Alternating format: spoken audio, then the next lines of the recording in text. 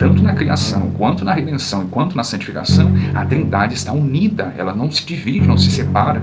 As três pessoas estão unidas intimamente. Olá, meus irmãos, eu sou o PH Pereira e este é o canal Mergulhando nas Escrituras.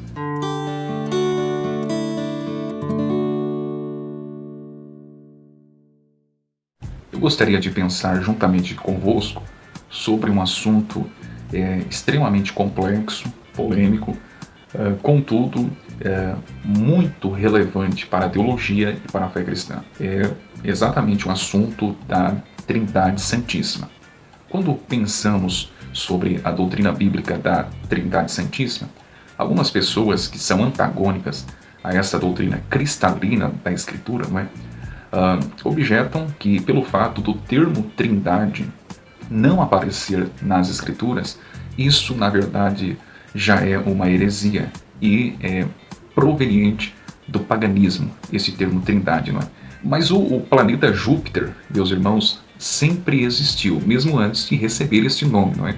Da mesma sorte, a doutrina bíblica da Trindade Santíssima encontrava-se nas Escrituras antes de receber ou ser tecnicamente chamada de Trindade, não é? Eu gostaria de pensar também sobre o que a Confissão de Fé de Westminster define. A Confissão de Fé de Westminster foi um documento teológico do século XVIII, criado pelos puritanos.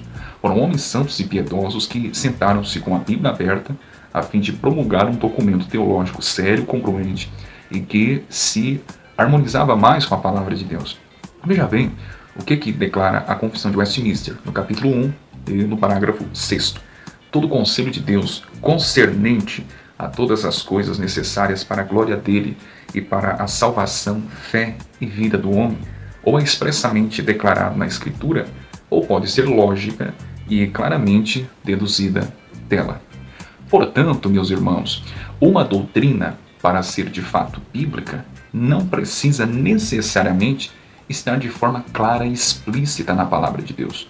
Contudo, quando lemos os textos bíblicos e encontramos a harmonia dos mesmos, nós entendemos que de fato ela é bíblica. É exatamente isso o que acontece com a Trindade Santíssima, embora o termo não consta na Escritura, mas os textos bíblicos elucidam essa questão. O termo Trindade, e devo dizer-lhes que o próprio reformador alemão do século XVI, Martinho Lutero, ele não gostava muito de termos teológicos como substâncias e trindade, mas ele aconselhava que era necessário as pessoas adotarem esses termos teológicos, a fim de que entendessem que os credos sempre foram úteis e a fim de que heresias fossem imiscuídas no seio da igreja.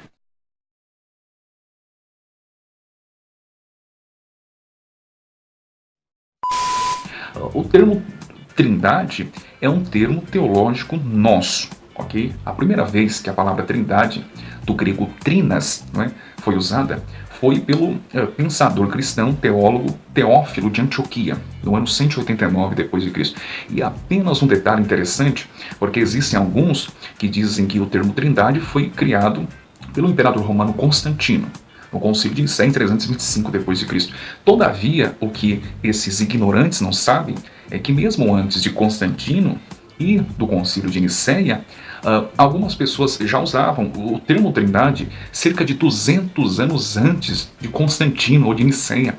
Sabe quem usou? Teófilo de Antioquia. Já usava o termo Trindade para tratar sobre esse assunto. A Trindade, portanto, depois ela foi sistematizada, pelo teólogo africano do terceiro século, chamado Tertuliano de Cartago. Houve uma discussão, uma heresia começou a infiltrar-se na igreja da época, através de um herege por nome de Sabélio, da onde se vem sabelianismo, E Sabélio começou a propagar, a difundir entre as pessoas que Jesus e o Pai eram a mesma pessoa. Por causa do texto de João 10:30, quando Jesus disse assim, no texto grego koiné, aparece assim, ego kai hopater ren esmen. Jesus disse assim, eu e o Pai somos um. Daí eles disseram, está vendo? Jesus e o Pai são um.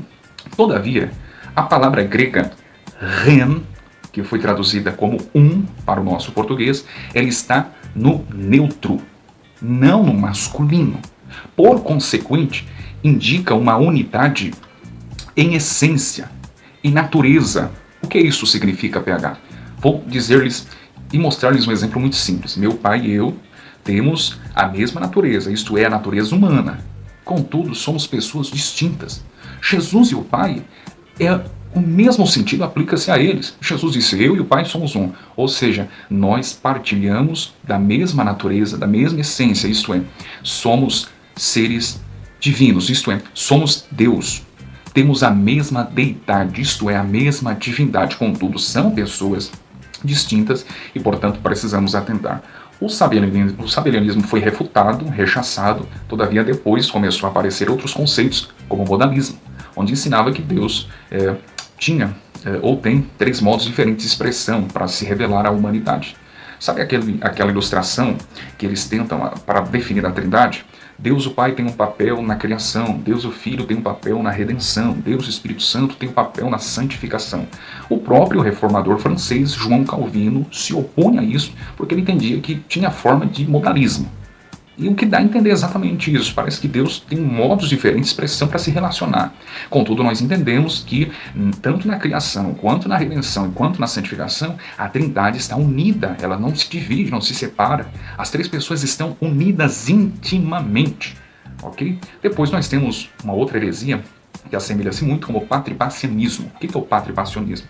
Ligação de 2 palavras latinas, pai e sofrimento, porque segundo esse conceito, o pai sofreu junto com o filho na cruz.